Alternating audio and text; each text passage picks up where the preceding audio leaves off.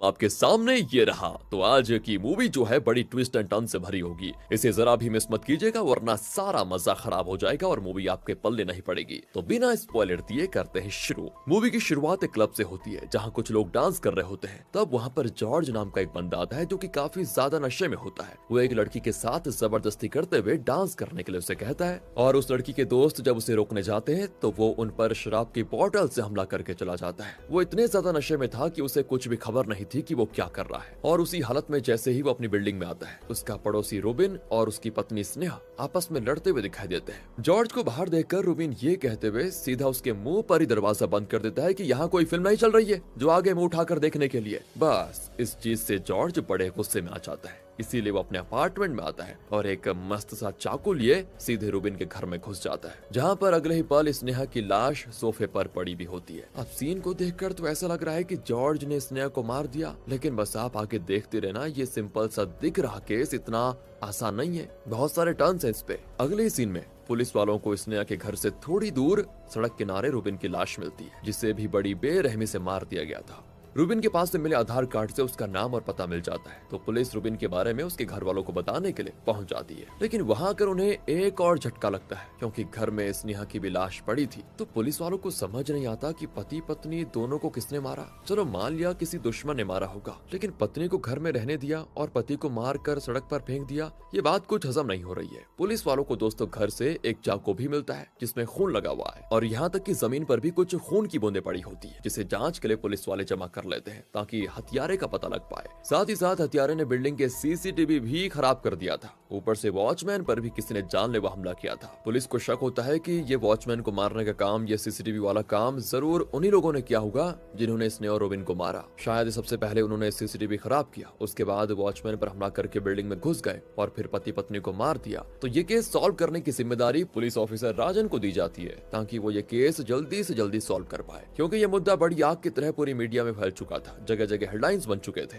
अब सीसीटीवी न होने पर राजन अपने साथियों के साथ पूरे बिल्डिंग वालों से पूछताछ करता है कि क्या स्नेहा और रूबिन के किसी के साथ कोई दुश्मनी वगैरह थी क्या। सारे लोगों का बस एक ही बात कहनी थी कि स्नेहा और रूबिन के बीच अक्सर झगड़े होते रहते थे, एक भी दिन ऐसा नहीं जाता था कि उनके घर से झगड़े की आवाज न आए। ये सुनकर ऑफिसर राजन भी हैरान हो जाता है कि आखिर उनके बीच झगड़ा क्यों होता था। उन्हीं पड़ोसियों में सुरेश और उसकी पत्नी मीना भी होते हैं। सुरेश स्नेहा का स्कूल से क्लासमेट था, तो वो राजन को उन दोनों की रिलेशनशिप के बारे में बताता है कि स्नेहा और रूबिन ने भाग कर शादी की थी, क्योंकि स्नेहा के परिवार वाले इस रिश्ते से खुश नहीं थे। एक और पड़ोसी बताता है कि कल रात जब मैं किसी काम से घर के बाहर आया तो बिल्डिंग के नीचे मुझे व्हाइट कलर की ओमनी गाड़ी दिखाई दी। उसके अंदर से 3 बंदे निकलकर रूबिन के घर में आए, जिसके बाद उन्होंने दरवाजा बंद कर लिया। मुझे लगा कोई उनके रिश्तेदार होंगे, इसलिए मैंने इस पर इतना ध्यान नहीं दिया। अब राजन और बाकी जॉर्ज के कमरे में आते हैं, जो अभी भी नशे में है। साथ ही उसके हाथ पर कट का निशान होता है, यहाँ तक कि उसके टी शर्ट पर भी लाल धब्बे होते हैं। जॉर्ज नशे में होकर ढंग से पुलिस वालों के सवाल का जवाब नहीं दे पाता, लेकिन उन लाल धब्बों को देखकर राजन को जॉर्ज पर शक जरूर होता है, इसलिए राजन उसका नशा उतारने के लिए सीधा उसे थाने लेकर आता है। अब आगे दोस्तों राजन वॉचमैन से भी मिलता है, जो कि अभी भी कुछ बताने की स्थिति में नहीं होता। पर राजन को अब वॉचमैन से मतलब नहीं था, क्योंकि दूसरे पड़ोसियों ने 3 गुंडों के बारे में उसे जो बता दिया था, तो इससे जाहिर सी बात यह है कि उन लोगों ने वॉचमैन पर हमला किया होगा।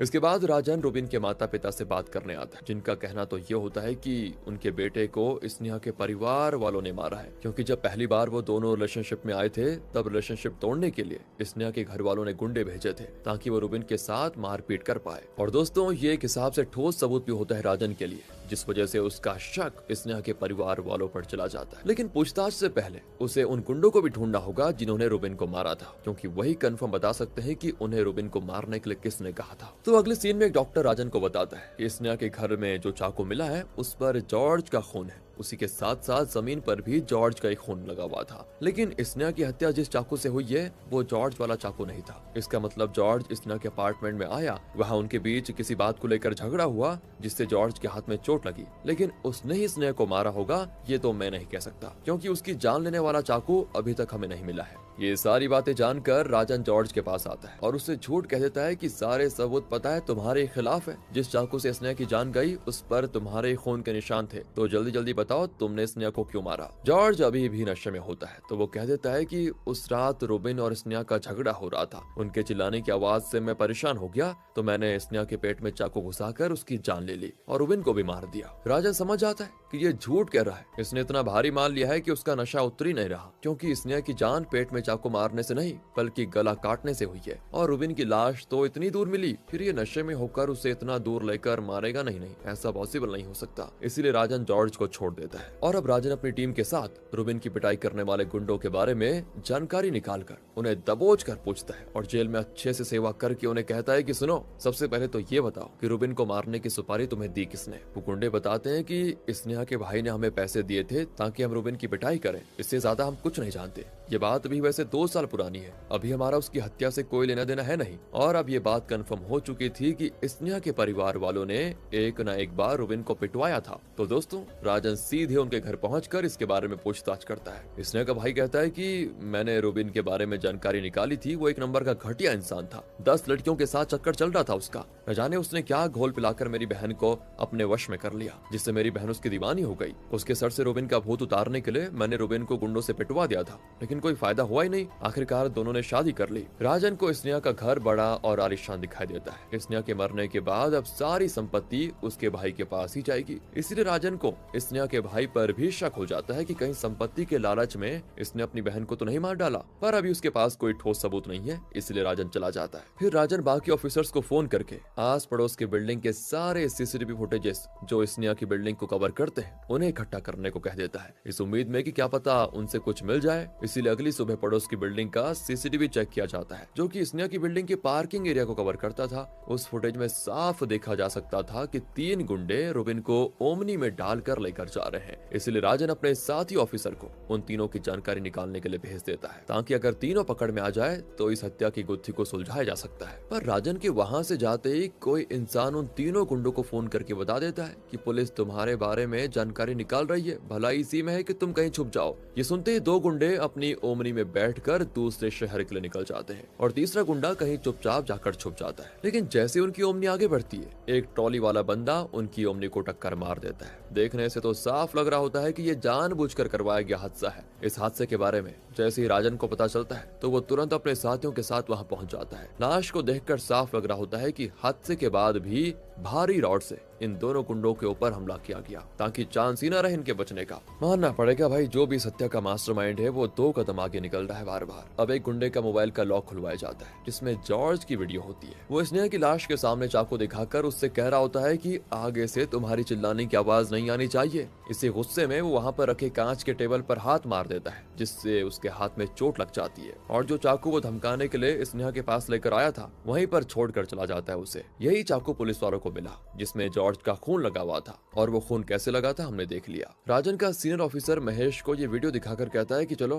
अपराधी मिल गया, फटाफट से केस को बंद कर दो, क्योंकि मीडिया ने पहले से ही दिमाग खराब करके रखा हुआ है। जिसके बाद वो मीडिया में ऐलान कर देता है कि केस हो चुका है सॉल्व, कि जॉर्ज ने ही नशे की हालत में स्नेहा और रूबिन की जान ले ली। सभी ये बात मान लेते हैं, लेकिन राजन का दिल मानने को नहीं करता। उसको नहीं लगता कि जॉर्ज ने उनकी हत्या की है, क्योंकि वीडियो में वो स्नेहा को मारते हुए दिखाई नहीं दे रहा। वो तो बस उसकी लाश के सामने खड़ा है। किसी ने बिल्कुल परफेक्ट टाइमिंग पर जॉर्ज की वीडियो बनाई थी ताकि उसे फंसा पाए। हो ना हो, जिसने वीडियो बनाया उसी ने रूबिन और स्नेहा को मारा होगा, लेकिन वो है कौन इंसान। अगले दिन राजन स्नेहा और रूबिन के सारे कॉल रिकॉर्डिंग्स खंगालता है, जिससे उसे पता चल जाता है कि रूबिन के पास तो उसके पड़ोस में रहने वाली हर महिला का नंबर है। अक्सर वो उन्हें फोन किया करता था। कुछ महिलाओं को तो उसने ब्लॉक भी करके रखा हुआ है। तो राजन अब अपनी टीम को लेकर दोबारा से स्नेहा के पड़ोसियों के घर पूछताछ करने पहुंच जाता है, ये जानने की आखिर रूबिन हर महिला से क्यों बात करता था। एक पड़ोसी जिसका पति घर पर नहीं होता, वो राजन को बता देती है कि रूबिन मेरे साथ प्यार से बात करता था, तो हम दोनों अक्सर मेरे पति के जाने के बाद मिलने लगे। ये चीज इस हद तक बढ़ चुकी थी कि हम दोनों कई बार इंटीमेट भी हुए, लेकिन तब रूबिन ने अपना असली चेहरा दिखाया और इंटीमेट की फोटोज दिखाकर मुझे ब्लैकमेल करने लगा। मैंने तो उसे फिर ब्लॉक कर दिया। आप प्लीज मेरे पति को कुछ मत बताना, वरना हमारा रिश्ता खराब हो जाएगा। इसके बाद राजन मोहन नाम के पड़ोसी के घर जाता है, जहाँ महिला ऑफिसर उसकी पत्नी को साइड में लेकर जाकर उससे रूबिन के बारे में पूछती है कि क्या तुम कभी उसके साथ फिजिकल हुई थी। अब वो पति के सामने बताने से तो डर रही थी तो महिला ऑफिसर थोड़े गुस्से में आ जाती है। इस चीज को देखकर जैसे ही वो पत्नी महिला ऑफिसर को बताती है कि हाँ मैं भी रुबिन के साथ फिजिकल हुई, तभी मोहन राजन से कहता है कि ये क्या तरीका आपका, आप ऐसे बिना सबूत के गुस्से में मेरी पत्नी से बात नहीं कर सकते समझे। वैसे मेरे पास एक ऐसा सबूत है ना जो आपके पैरों तले जमीन खिसका सकता है। तो वो एक वीडियो दिखाता है जब वो बिल्डिंग की कॉरिडोर पर अपनी बेटी की रील्स रिकॉर्ड कर रहा था। तभी राजन स्नेहा के घर पर जाते हुए उसमें रिकॉर्ड हो जाता है, वो भी सिविल ड्रेस में। ये बात करीब स्नेहा की हत्या से एक हफ्ते पहले की थी। इस वीडियो को देखकर कोई भी ये समझ लेगा कि राजन और स्नेहा पहले से एक दूसरे को जानते थे और उनके बीच कुछ तो चल रहा था। ये वीडियो मीडिया तक पहुंच जाता है। न जाने दोस्तों मीडिया को ऐसी चीजें कैसे मिल जाती है। ऊपर से रुबिन तो ऑलरेडी औरतों वाला है, कभी इसके पास कभी उसके पास। पत्नी के बावजूद भी कई लड़कियों के साथ उसका चक्कर चल रहा था। अब पुलिस वाले का इन्वॉल्वमेंट देखकर ये मुद्दा काफी बढ़ चुका था। इसीलिए होम मिनिस्टर एक आईपीएस ऑफिसर से कहता है कि जल्दी से जल्दी इस केस को सॉल्व करो वरना अच्छा नहीं होगा। तो आईपीएस राजन से कहता है कि ये केस तुम सॉल्व कर रहे थे ना, अब देखो तुम्हारा ही इन्वॉल्वमेंट इसके अंदर आ गया, तो क्या कहना चाहोगे इसके बारे में। राजन कहता है कि हाँ ये वीडियो बिल्कुल सही है, मैं एक हफ्ते पहले स्नेहा से मिलने गया था, उसने खुद मुझे बुलाया था सिविल ड्रेस में ताकि किसी को शक ना हो कि उसके घर पर पुलिस आई है। स्नेहा ने मुझे रुबिन के बारे में बताया कि वो कई लड़कियों के साथ चक्कर चला रहा है, यहाँ तक कि मुझे भी धंधे पर उतारने की बात कर रहा है। उसकी बीवी ने कहा मतलब अब इन चीजों के बारे में वो मुझे बताना चाह रही थी। मैंने उसको समझा दिया कि देखो चिंता की बात नहीं है, आपको अगर सही ना लगे तो डाइवोर्स ले सकती है उससे, और अगर कुछ सेफ्टी की बात है तो हमें बता दीजिए। तो इस पर स्नेहा ने कहा कि सोच कर बताऊंगी, लेकिन मुझे क्या पता था कि ये सब हो जाएगा। आईपीएस कहता है कि देखो वो सब मैं नहीं जानता, अगर तुम्हें खुद को बेगुनाह साबित करना है तो असली अपराधी को पकड़ना होगा, वो भी जल्द से जल्द। राजन मान जाता है। अगले सीन में एक और पड़ोसी से जब राजन पूछताछ करने आता है तो वो कुछ बताने को तैयार नहीं होता, इसीलिए राजन उसे जेल में डालकर उसकी बढ़िया सेवा करता है। तब वो बताता है कि मुझे भी कुछ दिनों पहले किसी अनजान नंबर से कुछ फोटोज रिसीव हुआ था जिसमें मेरी पत्नी और रुबिन के इंटीमेट के सीन थे। मैंने अपना रिश्ता और इज्जत बचाने के लिए ये बात सभी से छुपाई और आपको भी नहीं बताया। ये सुनकर राजन का दिमाग खराब हो जाता है कि कैसी बेवकूफ महिलाएं हैं, क्या घोल पिलाकर रखा हुआ है इस रुबिन ने सभी को, जिसके साथ देखो इंटीमेट हो जाता है। और हो न हो इन्हीं पड़ोसी में से ही कोई हो जो गुस्सा निकालने के लिए रुबिन को मारा होगा, लेकिन फिर उसने स्नेहा को क्यों मारा होगा, वो तो अलग प्रॉब्लम निकली। इसीलिए जिन नंबर से वो फोटोज आए थे राजन उन नंबर्स की डिटेल्स निकालने के लिए अपनी एक टीम को लगा देता है ताकि पता लग पाए कि आखिर ये नंबर किसका है। थोड़ी मेहनत करने के बाद वो लोग मिल जाते हैं, लेकिन उनका कहना तो ये होता है कि ये नंबर तो हमने कब का बंद कर दिया है, अब तो हम दूसरा सिम यूज करते हैं, कई साल हो गए इस नंबर को छोड़े हुए। राजन फिर हैरान कि कहीं ऐसा तो नहीं कि इनकी आइडेंटिटी का इस्तेमाल करके कोई और ही ये नंबर यूज कर रहा हो। यार ये केस मैं जितना सॉल्व करने की कोशिश करता हूँ उतना ही उलझते जाता है। जो भी है ये बहुत ही शातिर इंसान है जिसने मुझे भी लपेटे में ले लिया। अब अगले सीन में राजन पार्किंग एरिया की सीसीटीवी फुटेज दोबारा से देखता है, तब उसे पता चलता है कि इसे हल्का सा एडिट किया गया है। अचानक से एक व्हाइट गाड़ी है जो अपनी जगह बदल लेती है, लेकिन वो हिस्सा कट कर दिया गया था। इसलिए राजन तो उस फुटेज दिखाने वाले बंदे को धर लेता है। ओ होशियार, तूने इन फुटेज को क्या किया बता दे आराम से, बता किसके कहने पर कट किया। थोड़ी सी सख्ती दिखाने पर वो बंदा कह देता है कि सुरेश ने मुझे ऐसा करने को कहा था। याद है ना दोस्तों, स्नेहा का पड़ोसी, उसका क्लासमेट वही सुरेश। इसलिए राजन सुरेश को थाने लाकर बढ़िया तरीके से उसकी पूजा करता है और तब सुरेश सब बताने को हो जाता है तैयार। वो कहता है कि मैं स्कूल टाइम से ही स्नेहा को पसंद करता था, लेकिन हम दोनों की शादी नहीं हो पाई, हम दोनों अलग हो गए। लेकिन जब स्नेहा मेरे पड़ोस में रहने आई तो मैं बड़ा खुश हो गया कि चलो कम से कम उससे बात तो हो पाएगी। तो वैसे ही अक्सर उसके घर जाने पर मुझे स्नेहा और रुबिन के रिश्ते के बारे में पता चला कि उनका रिश्ता ठीक नहीं चल रहा। स्नेहा हमेशा परेशान रहती थी तो मैं उसे दिलासा देने के लिए चला जाया करता था। इसी तरह स्नेहा मुझसे बहुत सारी बातें करने लगी। वो तो रुबिन से एकदम सख्त नफरत करने लगी थी जब से उसने स्नेहा से ये कहा कि उधार चुकाने के लिए मैं तुम्हें उन उधारियों के घर भेजूंगा ताकि वो उधार माफ कर दे, तुम्हें बस उन्हें खुश करना है। तो इस चीज के बाद स्नेहा ने डिसाइड कर लिया कि वो रुबिन को मार देगी ताकि ऐसा कभी उसके साथ कुछ हो ना पाए। अब स्नेहा की इस प्रॉब्लम को देखकर मैंने भी स्नेहा से कह दिया कि इसमें मैं भी तुम्हारी मदद करूंगा। हमारा प्लान बन चुका था। तो जैसे रुबिन काम से घर पर आया हमने उसके शराब में बेहोशी की दवा मिला दी। उसके बाद मैं अपनी कार रेडी करने गया ताकि उसके अंदर रुबिन को डालकर ठिकाने लगा पाऊं। लेकिन जब कार रेडी करके मैं स्नेहा के अपार्टमेंट में वापस आया तो किसी ने स्नेहा की जान ले ली थी और रुबिन भी वहाँ से गायब हो चुका था। ये देखकर मैं डर गया। फिर मैंने ही वो सीसीटीवी फुटेज कट कर दिया। मैंने किसी को नहीं मारा, लेकिन हाँ प्लान जरूर बनाया था, लेकिन वो फेल हो गया। बेचारा राजन फिर से परेशान की लग रहा था। अपराधी मिल गया, लेकिन ये भी अपराधी नहीं निकला। फिर किसने स्नेहा और रोबिन को मारा? कहीं ऐसा तो नहीं जो आंखों के सामने है वो मुझे दिखाई नहीं दे रहा। अगले दिन सुरेश की पत्नी मीना पुलिस स्टेशन आती है और राजन से कहती है कि आपने सुरेश को अभी तक जेल में क्यों रखा हुआ है? उसने कोई अपराध नहीं किया तो उसे छोड़ दो। राजन उससे झूठ कह देता है कि सुरेश ने स्नेहा को मारने का अपराध कबूल कर लिया है, इसलिए उसे कल कोर्ट में पेश किया जाएगा। मीना घबरा जाती है ये सुनकर और डर के मारे वो ऐसे राज से पर्दा उठाती है जिसके बारे में किसी ने सोचा भी नहीं होगा। मीना बताती है कि जब से स्नेहा हमारी बिल्डिंग में रहने आई थी तभी से सुरेश उसके पीछे पड़ गया। मुझे लगा कि ऐसा चलता रहा तो मेरा और सुरेश का रिश्ता खत्म हो जाएगा, तो मैंने स्नेहा की जान लेने का फैसला किया। मैं सिर्फ मौके की तलाश में थी कि कब मौका मिले और मैं स्नेहा को मार दूं। फिर आई वो रात, मैंने अपने अपार्टमेंट से देखा कि 3 गुंडे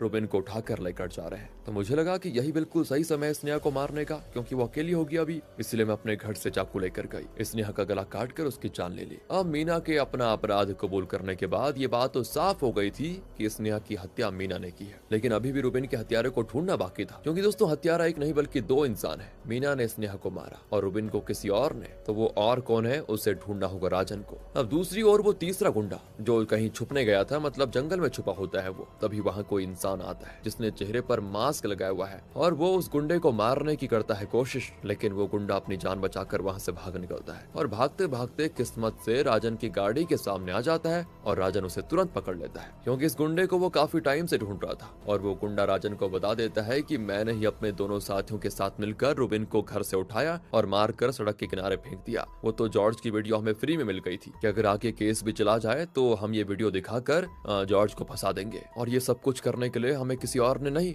बल्कि आपके सीनियर ऑफिसर महेश ने कहा था। जी हाँ दोस्तों, राजन का सीनियर ऑफिसर महेश, जो जॉर्ज की वीडियो देखते ही मीडिया के सामने बताने चला गया था कि जॉर्ज ने ही रुबिन को मारा, जबकि असल में तो महेश ही रुबिन को मारने के पीछे का मास्टरमाइंड है। हाँ, सवाल अब ये है कि उसने ऐसा किया क्यों, तो वो तो महेश ही बता पाएगा। इसलिए राजन जाता है महेश से मिलने के लिए, जिसे देखकर वो राजन से कहता है कि मुझे पता था एक न एक दिन तुम मुझे पकड़ लोगे, क्योंकि तुम बहुत ज्यादा स्मार्ट ऑफिसर जो ठहरे, मेरी सच्चाई जान चुके हो, तो मैं तुम्हें वजह भी बता देता हूँ कि मैंने रुबिन को क्यों मारा। तो असल में रुबिन और मेरी पत्नी का गलत संबंध चल रहा था। इसके बारे में मुझे जैसे पता चला मैंने गुस्से में अपनी पत्नी की हत्या कर दी। उसके बाद रुबिन को मारने के लिए 3 गुंडों को हायर किया ताकि उनके जरिए रुबिन की जान ले पाऊं। बाद में मैंने उन्हें भी मारने की कोशिश की ताकि ये सभी मेरा भांडा न फोड़ पाए, लेकिन मेरी फूटी किस्मत, मेरा प्लान फेल हो गया। पर राजन उसे जेल में बंद कर पाता, महेश उस पर गन पॉइंट करके भाग जाता है। जिसके बाद मूवी के आखिरी सीन में राजन के इकट्ठा किए सबूतों के आधार पर